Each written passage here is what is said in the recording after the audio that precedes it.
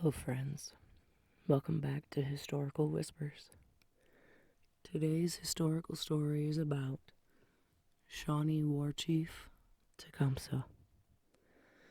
As per usual, have a seat in your favorite comfy chair, lie back and relax. Put on your headphones and enjoy. There is no need to watch your screen to follow along with today's story. At any point, you can close your eyes and slowly drift off, shutting off your mind and turning off your thoughts, and enjoy peaceful sleep. Shawnee War Chief Tecumseh. Tecumseh was a Shawnee leader who became the primary leader of a large Native American confederacy in the early 19th century. Born in March of 1768 in Ohio, near present-day Chillicothe. He died October 5th, 1813, at the Moravian Indian Reserve, number 47, in Canada. He was the Shawnee War Chief from 1783 until his death. During his teenage years, Tecumseh joined a confederation of Native Americans led by Mohawk Chief Joseph Brant. Brant taught the tribes to work together, not against each other, and to pool their resources to fight the white man's encroachment on their land. He became a leader at the age of 15. His mother had left him to be raised by his older sister, Tecumseh, as she migrated with other Shawnee to Missouri, although she was believed to have been Cherokee. And most people don't realize that he fathered 2 children. Somewhere out there, someone is a direct descendant of this great warrior. Tecumseh lost 3 of his closest family members to frontier violence. When Tecumseh was only 6 years old, Lord Dunmore's War broke out. Tecumseh's father, Puckshinwa, participated in this war. He lost his life during a retreat across the Ohio River in the October 1774 Battle of Point Pleasant in present-day West Virginia. Supposedly, he had told his son, Tecumseh, to never make peace with the Virginians and to oversee the warrior training of his brothers. But in 1788, Tecumseh was fatally wounded while attacking a stockade in present-day Tennessee, a year after the U.S. Congress started the settlement of Shawnee lands by passing the Northwest Ordinance. In the fall of 1790, the Shawnee and the Miami tribes fought off an assault on their villages near Fort Wayne, Indiana, killing 183 U.S. troops. President George Washington reorganized his troops and put Governor Arthur St. Clair of the Northwest Territory in charge of around 2,300 men. They headed north from present-day Cincinnati. Many of them deserted as the weather grew colder and food became scarce. Washington had told St. Clair, "Beware of surprise," but St. Clair only posted a few guards, and no barricades were built at their camp on the Wabash River in West Ohio, as they had had no contact with the natives in nearly 2 months. While the soldiers were making breakfast on the morning of November 3rd, the natives attacked. Many poorly trained soldiers fled for their lives. Of the ones who remained, 952 of some 1,000 men who stayed to fight were found dead later that morning. Although 22-year-old Tecumseh himself did not play a major role in the battle, he did guard the rear trail to ensure that no reinforcements made it to the camp. The victory over St. Clair that day did not last, however.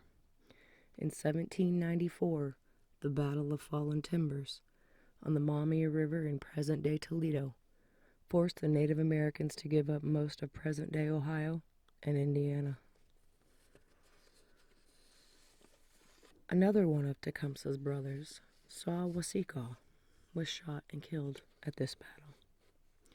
Tecumseh believed that absolutely no tribal leaders should sign any agreement to give up their land. He began to dream of a confederacy bringing all tribes together, even longtime enemies, to help each other fight for their lands as he had been taught by the Mohawk chief. Tecumseh and his brother, Tenskwatawa, also known as the Prophet, in 1808 founded Prophetstown in northwest Indiana, which was to be the capital of their confederacy. That same year, Tecumseh, to gain their support, met with British officials in Canada. He then traveled widely, gaining followers from tribes such as the Seneca, the Wyandot, the Potawatomi, the Kickapoo, the Chippewa, the Ottawa, the Delaware, the Miami, and of course his own tribe, the Shawnee. He then made it as far south as Alabama and Mississippi, but had little success with the Chickasaw, the Choctaws, and the Creeks. In 1811, while Tecumseh tried to gain followers in the South, the governor of the Indiana Territory at the time ordered a march on Prophetstown. Tecumseh had told the Prophet to avoid war with the Americans, but the U.S. soldiers within a mile of town, on November 6th, the Prophet sent a message to meet with Governor Harrison. During the early hours of the November 7th, Tenskwatawa launched an attack on Harrison's camp. Tenskwatawa, a highly spiritual man, which is why he was called the Prophet, assured his followers that the white man's bullets could not harm them, and while there were fewer Native Americans to suffer casualties than their opponents, in the Battle of Tippecanoe, they were forced to abandon Prophetstown. Governor Harrison burned it to the ground. When Tecumseh made it back home in January of 1812, he found the Prophet's reputation destroyed and his confederacy badly weakened. During the War of 1812, Tecumseh allied himself with the British troops he had met with in 1808 while seeking their support. During one of the first engagements of the war, U.S. General William Hall and some 2,000 men invaded Canada from Fort Detroit. Although they were fought off quickly, partly due to Tecumseh's interception of their supply chain. British commander Isaac Brock, who was a friend to Tecumseh, subsequently took Fort Detroit. In an effort to scare Hall, Brock told him his native allies will be beyond his control when the battle begins. Stationed just outside of the reach of the American guns, Tecumseh had his warriors repeatedly parade out from a nearby wooded area and then circle back, making it appear that their numbers were much greater. Fearing a massacre, terrified Hall surrendered the next day. Tecumseh then had several failed attempts to take forts in Ohio the following year. He retreated to Canada with the British.